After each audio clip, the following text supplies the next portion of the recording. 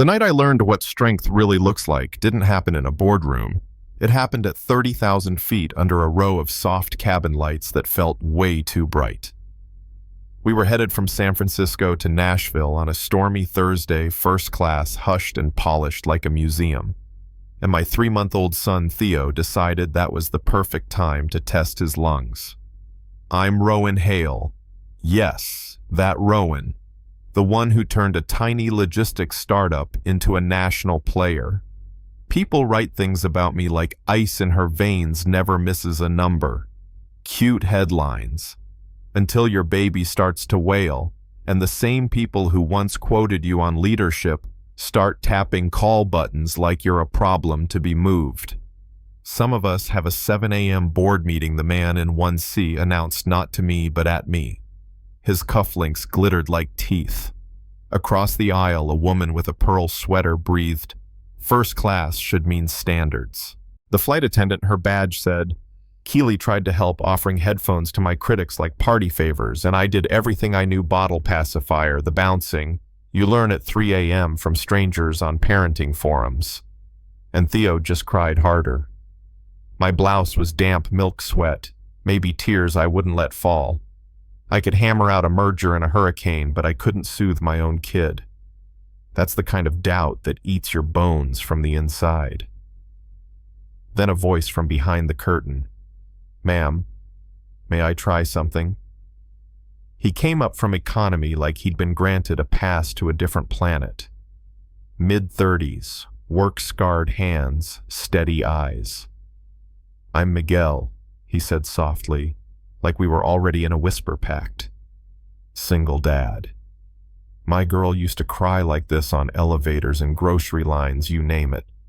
Sometimes, a different heartbeat helps." I stared at him, at the judgment circle around me, at Keely's hopeful face, and I handed my son to a stranger. That sentence sounds wild when I say it out loud, but in that moment the calculation was simple pride versus peace. Pride had already lost.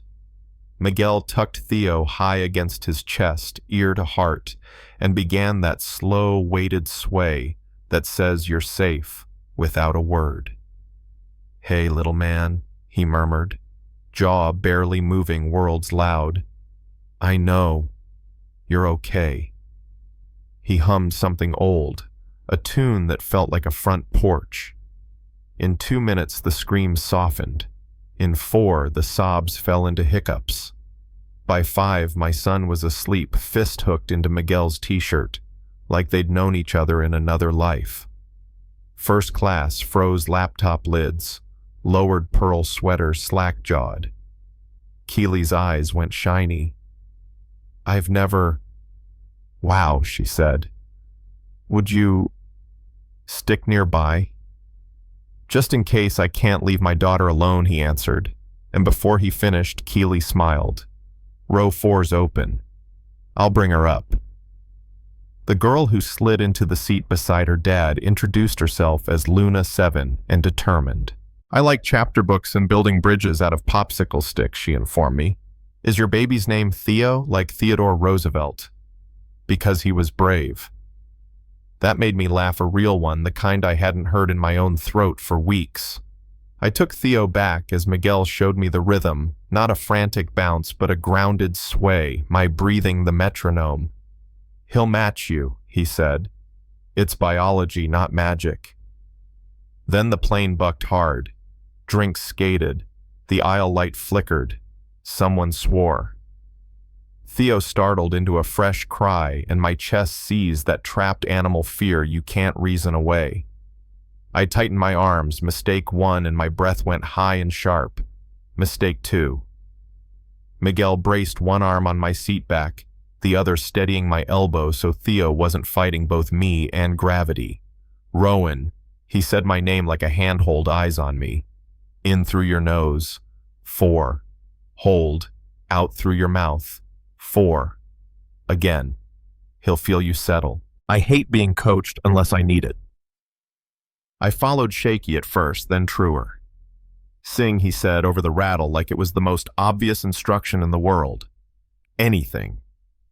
Calm isn't a note, it's a signal." My mind went empty until a tune my grandmother used to hum drifted up stars and ships and long roads home, and I sang it badly, and Luna hummed along proudly, and the plane rode it out with us. When the captain apologized for a sporty patch of air, the cabin exhaled as if on cue. The man in 1C avoided my eyes. The pearl sweater mouthed beautiful baby, like she hadn't suggested standards. Keely leaned in. "You three just taught half this cabin a master class," she whispered.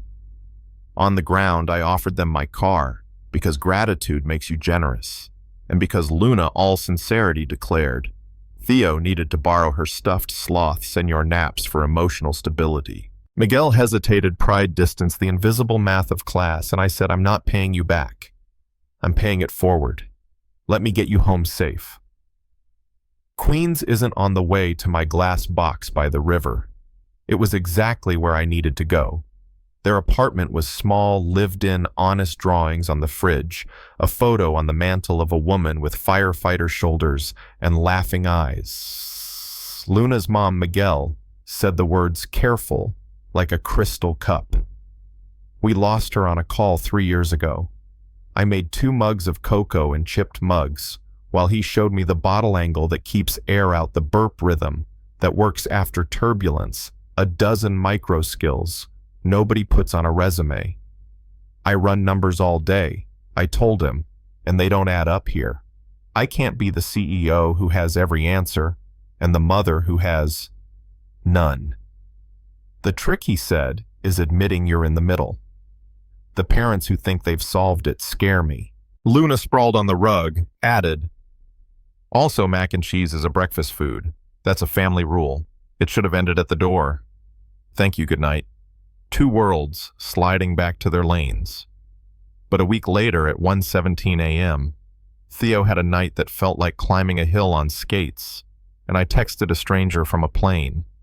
He called back, walked me through a swaddle I swore he was inventing on the spot, and said, "You're doing fine, even if it feels like drowning." I believed him because he said it like someone who'd swallowed river water and stood up anyway.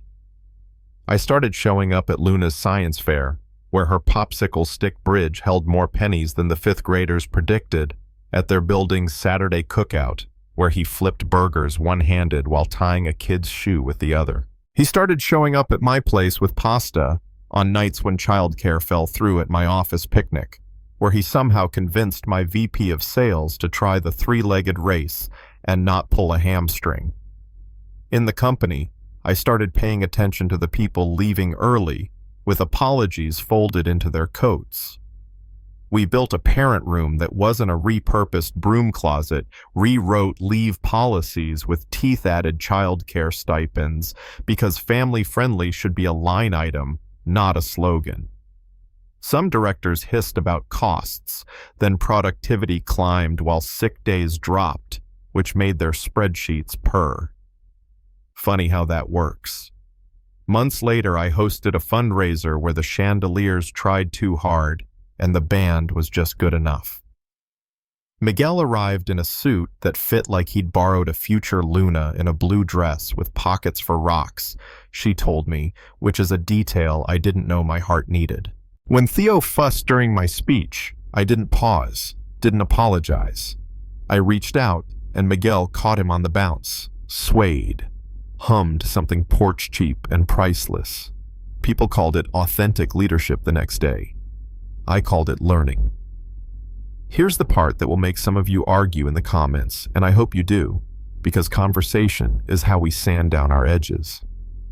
After another long day, mergers meetings, the 1,000 paper cuts of being the only in too many rooms, I came home to find my living room draped in the softest kind of chaos. Luna's math worksheet, half-done cartoons on mute spaghetti on the stove, my son asleep on Miguel's chest. Like that's the place he'd been looking for all day. "I didn't know if you'd eaten," he said, simple as water.